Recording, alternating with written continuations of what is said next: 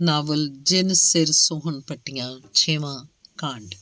ਜੇ ਉੱਤੇ ਨਿਸ਼ਾਨ ਸਾਹਿਬ ਨਾ ਹੋਵੇ ਤਾਂ ਕਮੇਟੀ ਰੋਡ ਦਾ ਗੁਰਦੁਆਰਾ ਲੱਗਦਾ ਹੀ ਨਹੀਂ ਕਿ ਇਹ ਕੋਈ ਗੁਰਦੁਆਰਾ ਹੈ। ਇੱਕ ਸਿੱਧੀ ਸਾਦੀ ਦੁਮੰਜ਼ਲਾ ਬਿਲਡਿੰਗ ਹੈ, ਲੰਬਾਈ ਤੇ ਚੌੜਾਈ ਇੱਕੋ ਜਿੰਨੀ। ਉਤਲੀ ਮੰਜ਼ਿਲ ਉੱਤੇ ਦਰਬਾਰ ਸਾਹਿਬ ਹੈ, ਥੱਲੇ ਇੱਕ ਲੰਬਾ ਚੌੜਾ ਹਾਲ।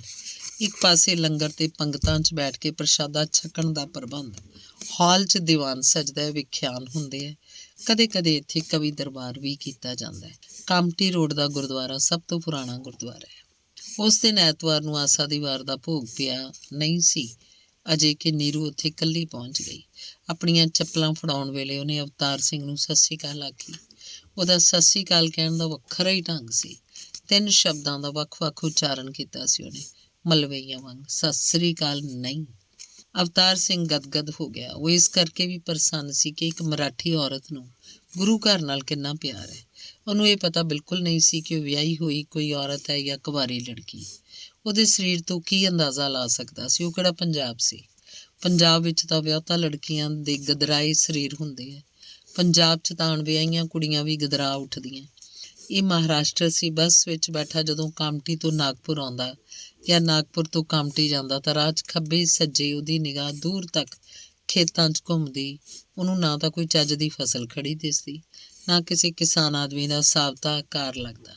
ਆਦਮੀ ਘਸੇ ਛੋਟੇ ਛੋਟੇ ਤੇ ਮਜ਼ਦੂਰ ਜਿਹੇ ਜਾਪਦੇ। ਇੱਥੋਂ ਦੀਆਂ ਕਿੱਕਰਾਂ ਪੰਜਾਬ ਦੀਆਂ ਕਿੱਕਰਾਂ ਦੇ ਪੈਰਾਂ ਵਰਗੀਆਂ ਵੀ ਨਹੀਂ ਸੀ। ਖੇਤਾਂ 'ਚ ਇੱਧਰ ਉੱਧਰ ਤੁਰਦੇ ਫਿਰਦੇ ਪਸ਼ੂ ਵੀ ਸੁੱਕੇ ਸੜੇ ਜਾਪਦੇ। ਗਊਆਂ ਦੇ ਸਰੀਰਾਂ 'ਚ ਜਾਨ ਹੀ ਨਹੀਂ ਸੀ, ਜਿਵੇਂ ਸੋਕੇ ਦੀਆਂ ਮਾਰੀਆਂ ਹੋਣ। ਦੁੱਧ ਉਹਨਾਂ ਦੇ ਥਣਾਂ 'ਚ ਜਿਵੇਂ ਕਦੇ ਉਤਰਿਆ ਹੀ ਨਾ ਹੋਵੇ। ਉਹਨੇ ਜਿੰਨੀਆਂ ਵੀ ਬੱਕਰੀਆਂ ਵੇਖੀਆਂ ਸਭ ਦੇ ਲੱਕੇ ਚੜ੍ਹੇ ਹੋਏ। ਸੋ ਨੀਰੂ ਬਾਰੇ ਕੀ ਅੰਦਾਜ਼ਾ ਲਾਉਂਦਾ ਕਿ ਵਿਆਹੀ ਹੋਈ ਔਰਤ ਹੈ ਜਾਂ ਕੁਆਰੀ ਕੁੜੀ? ਉਹ ਤਾਂ ਸੀਖ ਜੀ ਸੀ, ਸਿਰ ਤੋਂ ਲੈ ਕੇ ਪੈਰਾਂ ਤੱਕ ਇੱਕੋ ਜਿਹੀ।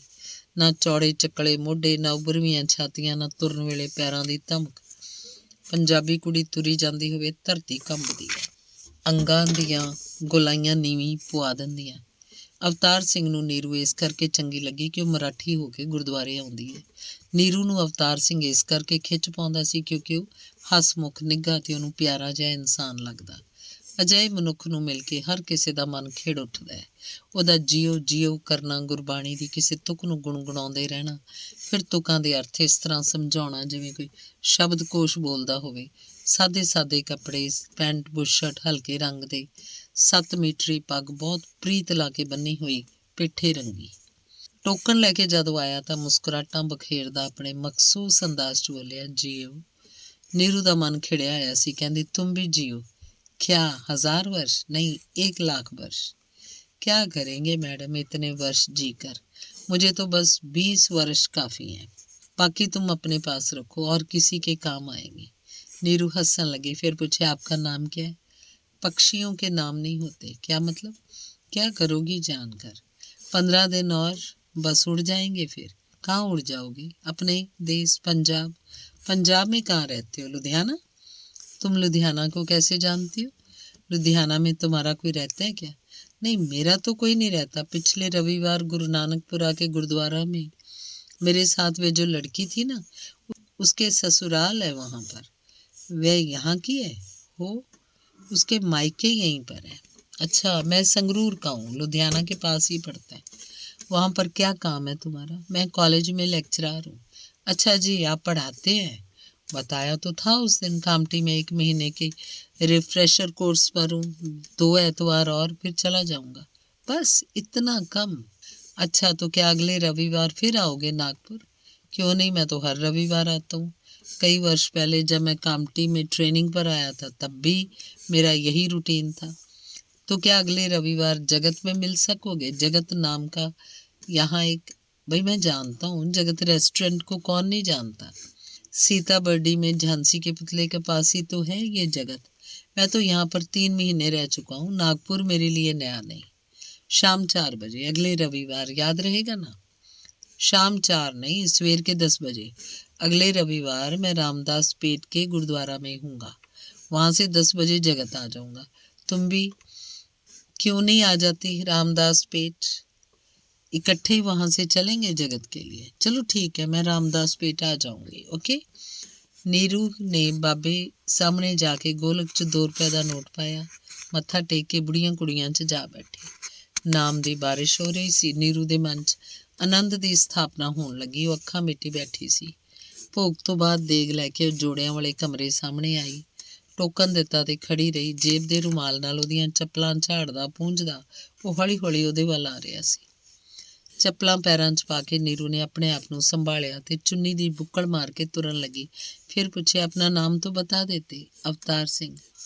अवतार सिंह? हाँ, और तुम्हारा नाम? नीरू। नीरू? नीरू नहीं, नीरू। निरुपमा। निरुपमा पाटिल। अच्छा बाई। ਅਗਲੇ ਐਤਵਾਰ ਉਹ ਜਗਤ 'ਚ ਮਿਲੇ। ਨਾਗਪੁਰ ਦਾ ਇੱਕ ਪ੍ਰਸਿੱਧ ਰੈਸਟੋਰੈਂਟ ਹੈ। ਇੱਥੇ ਕੁੱਲ ਦੁਨੀਆ ਆਉਂਦੀ ਹੈ, ਖਾਸ ਕਰਕੇ ਲੇਖਕ ਪੱਤਰਕਾਰ।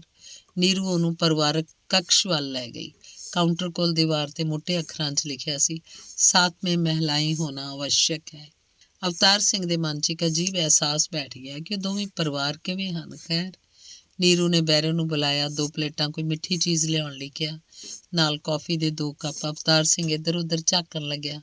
ਹਰ ਟੇਬਲ ਉੱਤੇ ਜੋੜੇ ਬੈਠੇ ਸੀ। ਪੁੱਛਣ ਲੱਗਿਆ, नीरू, क्या पता ये सब पति पत्नी हो? पति पत्नी ना भी हो तो क्या? तो क्या दूसरे लोग भी यहाँ आकर बैठ जाते हैं? हम बैठे तो हैं, हम तो कुछ भी नहीं, ना पति पत्नी और ना प्रेमी प्रेमिका। ये तो है। फिर नीरू दसन लगे, पता है यहाँ पर बैठे जोड़ों का कैसे मालूम किया जाता है कि वे पति पत्नी है या प्रेमी प्रेमिका? कैसे भला? अवतार ने एक पीस मिठे दा मुंह च पा के पानी दा घुट भरी। अगर हम बाहर से आए और कोई पहले से बैठा जोड़ा बातें करता जाए तो वे पति पत्नी हैं, और अगर एकदम चुप हो जाए तो प्रेमी प्रेमिका। दूर बैठों का कैसे अंदाज़ा लगाओगी? दूर बैठों का भी पता चल जाता है। अगर तो वो खाने पीने में व्यस्त हैं तो पति पत्नी, और अगर खाने पीने में ध्यान नहीं और वो बातें करते जा रहे हैं तो प्रेमी प्रेमिका। क्या बात है, बड़ा तजर्बा है तुम्हारा तो। बस तजर्बा ही तजर्बा है, बाकी कुछ नहीं। मैं तो यहाँ पर आती जाती रहती हूँ ना अपनी सहेलियों के साथ, बस हम यही तजर्बे करने में रहती हैं। दोवें हंसन लगे। फिर अवतार सिंह बोले, तो हमारे बारे में कोई क्या सोचेगा? कुछ भी सोचता रहे कोई। परिवारिक कक्ष में तो पति पत्नी बनकर ही आते हैं सब लोग। ਅਵਤਾਰ ਸਿੰਘ ਸੋਚ ਰਿਹਾ ਸੀ ਕਿ ਉਹਦੇ ਨਾਲੋਂ ਕਿੱਥੋਂ ਤੱਕ ਖੁੱਲ੍ਹ ਗਿਆ ਹੈ। ਨੀਰੂ ਸੋਚ ਰਹੀ ਸੀ ਕਿ ਉਹਦੇ ਨਾਲ ਕਿੱਥੋਂ ਤੱਕ ਖੁੱਲ੍ਹ ਗਈ ਹੈ। ਦੋਵਾਂ ਨੂੰ ਹੀ ਆਪਣੀ ਆਪਣੀ ਸਥਿਤੀ ਯਾਦ ਨਹੀਂ ਰਹਿ ਗਈ ਸੀ। ਆਪਣੇ ਆਪਣੇ ਧਰਾਤਲ ਤੋਂ ਉੱਚੇ ਉੱਠ ਕੇ ਉਹ ਗੱਲਾਂ ਕਰ ਰਹੇ ਸਨ।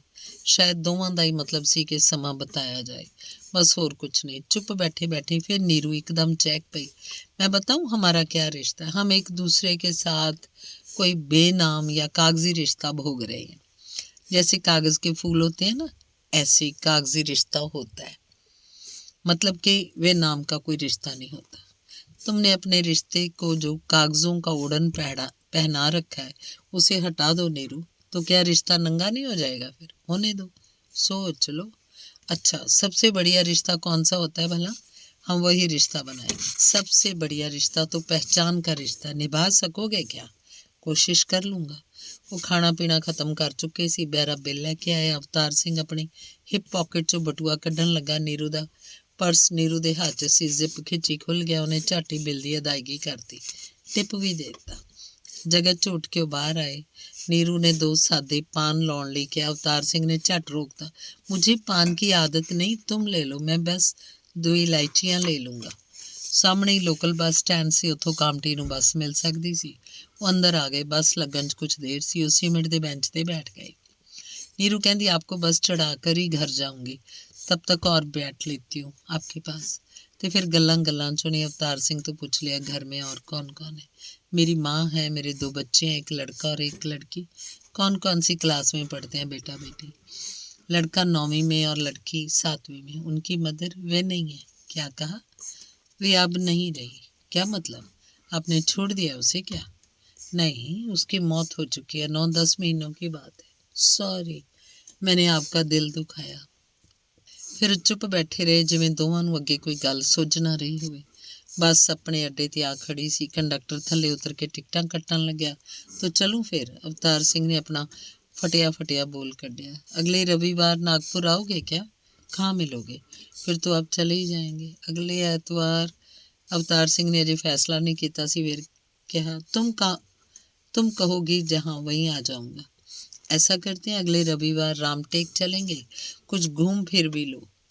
चाहे अवतार सिंह ट्रेनिंग समय पहला 2 बार रामटेक जा आया, पर उन्हें हाँ कहती। मैं सुबह 8 बजे कामटी के बस अड्डे पर पहुंच जाऊंगी, आप वहीं आ जाइए। कामटी से फिर रामटेक की बस पकड़ लेंगे। धन्यवाद।